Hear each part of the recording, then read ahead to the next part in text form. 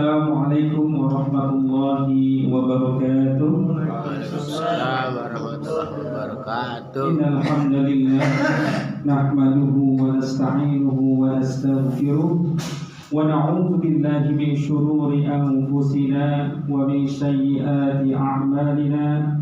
Man yahdihillahu fala mudilla lahu wa man yudlil fala hadiya lahu. Asyhadu an la ilaha illallah wa asyhadu anna Muhammadan abduhu wa rasuluh. Asyhadu an la ilaha illallah wa asyhadu anna Muhammadan abduhu wa rasuluh. Allahumma shalli ala sayyidina Muhammad wa ala ali sayyidina Muhammad. Segala puji hanya milik Allah Subhanahu wa taala.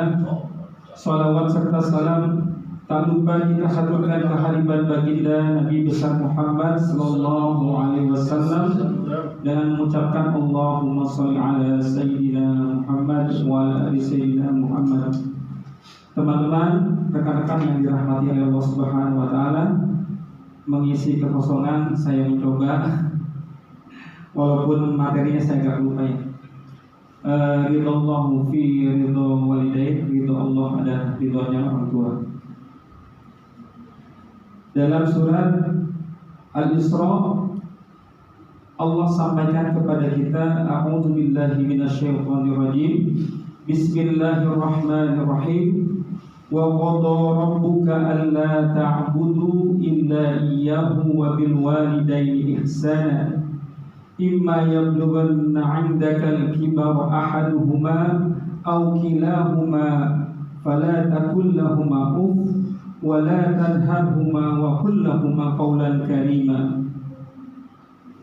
Artinya, wa qadha rabbuka alla ta'budu illa iyyahu wa bil walidayni ihsana. Tuhanmu telah memerintahkan kamu untuk tidak menyembah Tuhan selain Dia dan berbuat baiklah kepada ibu bapakmu.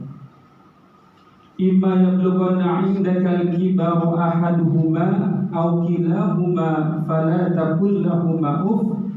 Dan apabila salah seorang di antara keduanya atau kedua-duanya dalam pemeliharaanmu dan telah berusia lanjut, maka jangan sekali-kali kamu mengatakan kepada keduanya.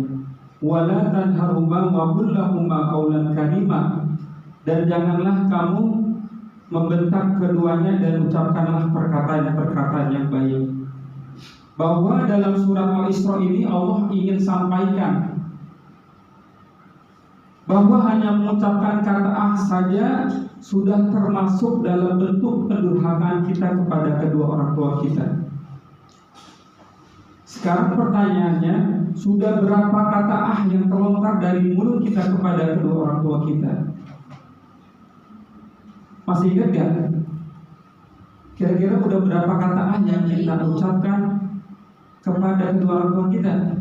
Secara gak sadar ya. Itu aja udah gak boleh. Atau mungkin bukan kata saja, pernah menyakiti hatinya, pernah menyinggung perasaannya, pernah membantah ucapannya. Bahkan tak sedikit dari kita yang membuat kedua orang tua kita meneteskan air matanya karena melihat tingkah dan perilaku kita. Rasulullah Shallallahu Alaihi Wasallam bersabda, "Ridallahu fi ridha walidain, wa suhtullahu fi suhtil walidain." Ridhonya Allah adalah bergantung kepada ridhonya kedua orang tua, dan murkanya Allah bergantung kepada murkanya kedua orang tua. Tidak ada manusia yang sukses dalam hidupnya, yang sukses dalam karirnya ketika durhaka kepada kedua orang tua. Tidak ada manusia yang rukun dalam rumah tangganya ketika durhaka kepada kedua orang tua. Tidak ada manusia yang selamat hidupnya di dunia dan akhirat ketika durhaka kepada kedua orang tua.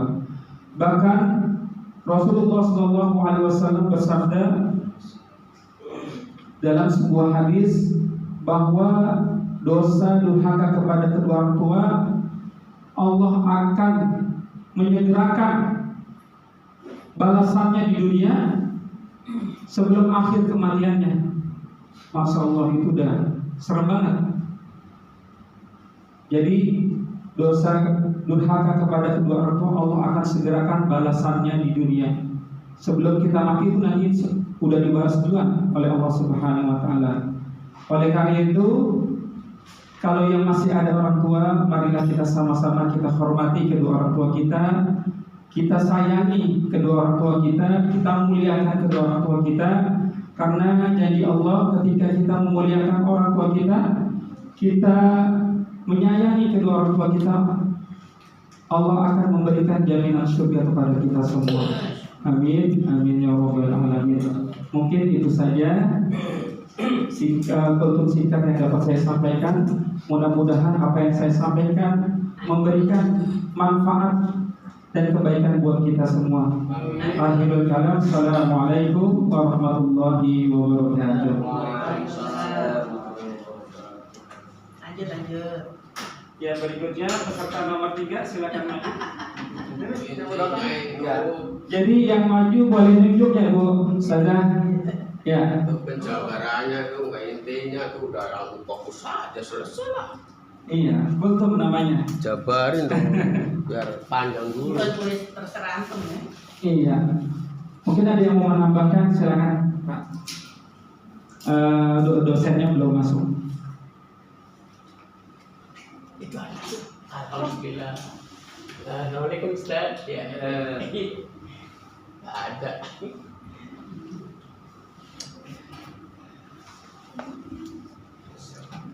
Assalamualaikum warahmatullahi wabarakatuh.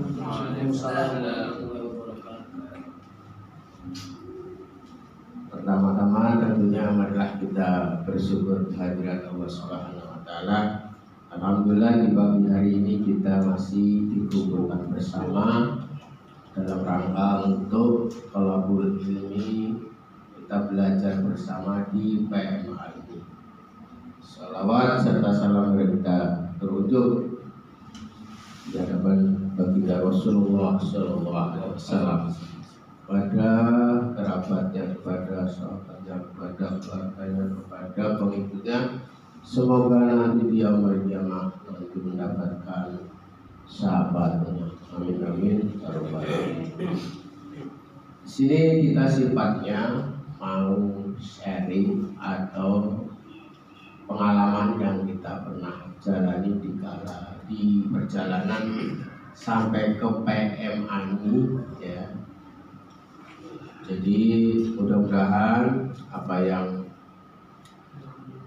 pernah saya alami, mudah-mudahan rekan-rekan juga bisa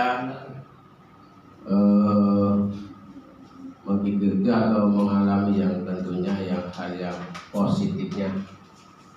Karena dalam perjalanan itu setiap orang pasti punya riwayat, ya pasti punya riwayat. Nggak mungkin, pasti setiap orang, setiap ustadz dan ustadzah pasti ada kesan dan pesan dan riwayat yang telah dilakukan dalam perjalanan untuk memperjuangkan atau mensiarkan agama Islam. Dari awal saya mulai berkiprah di tahun 1997. Awalnya saya mengikuti pelajaran thariqah, yaitu yang dipimpin oleh Bapak Kiai Haji Muhammad Ghazali dari Sumeneb, Jawa Timur. Di situ saya ngaji bukan diajarin atau dikasih pelajaran yang secara seperti ini, enggak. Saya hanya ngaji berangkat juping kan. Juping itu ngaji kuping. Jiping ngaji kuping. Yang penting saya berangkat istiqomah, terus kita berangkat hujan, angin, alhamdulillah saya bisa hadir. Beliau menyuruh apa saya jalani. Padahal orang-orang pada ngaji, saya suruh cuci piring. suruh ngomong anaknya. Alhamdulillah saya jalani. Tapi disitulah saya yang luar biasanya, di luar dugaan, yang saya langsung dikasih tugas sama guru. Loh, saya langsung bantah begini, kan saya kan nggak pernah dikasih pelajaran. Oh, saya suruh menjalankan tugas gitu loh, tugas untuk mengatasi seseorang itu. Ya dari dulu saya ketemunya orang sedeng, alhamdulillah. Orang-orang gablek, orang-orang pikirannya kurang separuh atau kurang setengah atau kurang seperempat gitu. Baik anak-anak, orang remaja atau dewasa. Nah di situ saya kaget disuruh sama guru, kamu tugas ada suatu jamaah yang kena santet gitu. Loh, kok saya nggak pernah dikasih pelajaran kayak gitu? Nah di dalam benak saya, di batin saya, tapi saya nggak mengungkapkan kepada guru. Akhirnya ya udahlah, apa kata guru, namanya guru yang baik, saya ikutin. Berangkatlah ceritanya. Saya berangkat dari Jakarta ke Jawa Tengah. Di situ pesan guru, kamu jangan berharap sesuatu untuk menolong orang. Pesannya seperti itu. Jangan berharap kamu nanti terus dikasih imbalan, ya, haram hukumnya. Lebih kaget lagi saya. Ini saya nggak punya bekal nih. Yang namanya manusia wajar lah, namanya manusia hidup, dan kita otomatis kesana kan perlu biaya ya. Luar biasa tuh. Saya jalanin, alhamdulillah. Walaupun dengan syarat guru menyuruh kamu jalanin, terserah kamu bagaimana caramu, kamu bisa sampai Jawa. Kan berarti saya suruh berusaha kan, guru ngomong seperti itu. Ya Allah, saya la haula wala quwata illa billahil aliyil azim. Ternyata guru itu nyuruh ngetes saya bagaimana dengan Rahman Rahimnya Allah. Kasih sayangnya Allah gimana? Wujudkan, buktikan dengan kasih sayang Allah itu.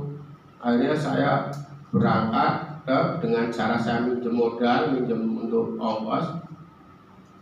Nah, itu benar-benar terjadi. Di sana gak dikasih siapapun aku. Ya Allah, luar biasa.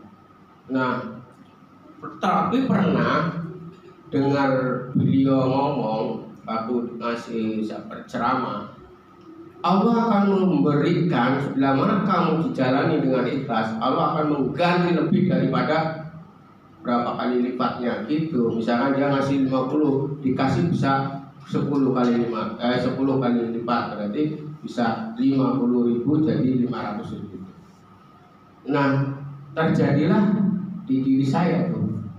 Pas saya, ya orang namanya manusia normal pasti, ya Allah benar-benar gak dikasih nih. Apa kata guru, udah ingat aja guru, pesan guru, jangan berharap sesuatu, berharaplah mintanya sama Allah. Apalagi saya sambil jalan, ya Allah, inikah yang guru katakan kepada saya dan saya buktikan dengan kebesaranmu ya Allah, dengan Rahman Rahimmu ya Allah. Lah pas saya kejadian itu, saya lagi di jalan, di situ ada mobil mogok. Nah kejadiannya aneh di luar dugaan, mobil mogok. Akhirnya saya paranin, Pak mobilnya kenapa? Kebetulan saya kan sedikit-sedikit tahu soal mobil. Memang kalau udah ngasih jalan seperti itu. Akhirnya apa? Nggak tahu Pak, tiba-tiba mogok nih mobil saya. Nah saya cek, setelah dicek dengan saya seperti saya teori dengan mobil yang pernah saya pelajari, ternyata saya cabut businya, ini cek, akhirnya pasti ini businya ada yang mati. Nah disitulah akhirnya ada yang karburator mampet ternyata. Pas sudah saya bersihin, saya langsung nyala. Pak, udah nyala Pak. Itu saya pun nggak ada sedikit, saya nanti dikasih duit berapa, nggak ada. karena itu udah ini apa di benak saya tuh kata guru udah masih ingat-ingat sampai sekarang. Akhirnya apa? Pas sudah selesai, Pak ini buat sekedar apa? Ini beli apa itu? Terus saya terima, ya makasih ya Pak. Bapak sebetulnya mau kemana? Saya tuh mau pulang ke Jakarta Pak, tapi nggak ada kendaraan di sini, tahu sendiri. Akhirnya apa? Disuruh ngikut sampai ke jalan raya yang Pantura, jalan raya yang banyak mobil ke Jakarta. Nah, pas sudah sampai situ, saya naik arah Jakarta, baru itu amplop saya buka tuh. Karena orang kan udah diantar, sudah mobil udah bayar saya. Amplop buka, ternyata ya Allah di luar dugaan saya 500.000 tahun 97 loh. Iya, astagfirullahaladzim ya Allah. Ini saya gak taunya benar-benar Allah Maha Besar. Assalamualaikum Ustaz. Ini lagi sekitar kosongan untuk eksperimen. Gitu ya ceritanya begitu. Jadi kita harus benar-benar untuk membuktikan. Jangan hanya kita teori, tapi kita dipraktekkan dalam kehidupan sehari-hari dengan kebesaran Allah Subhanahu Wa Taala. Terima kasih karena guru kita sudah hadir dan kita cukup akhir sampai di sini. Assalamualaikum warahmatullahi wabarakatuh. Serahkan kepada Ustaz kita Pak Bukson. Lanjut dulu masih begini. cerita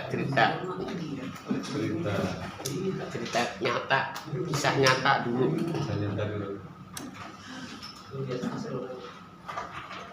Tadi nanti ada di Indosiar, kisah nyata tadi ada di Indosiar. Ditayangin di Indosiar. Enggak dong, itu kan pribadi saya. Di Hidayah itu Pak ya? Iya. Harusnya di Hidayah ya. Iya benar tuh.